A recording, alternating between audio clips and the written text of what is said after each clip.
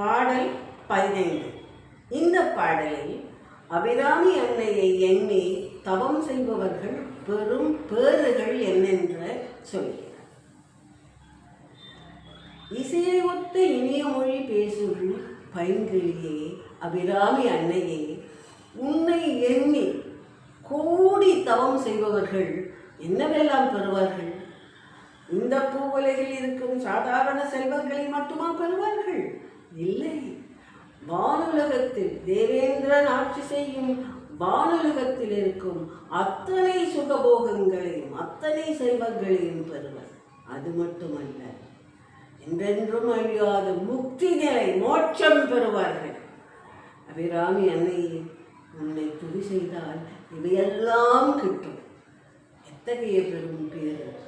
உன்னுடைய அருளை எப்படி நீ அடியவர்களுக்கு கொடுக்கிறாய்? என்னே உன் கருணை என்று வியந்து பாடுகிறார் அபிராம பட்டர். பெருஞ்செல்வமும் பேரின்பமும் பெற இந்த பாடலை பாட வேண்டும் என்று கூறுவார்கள்.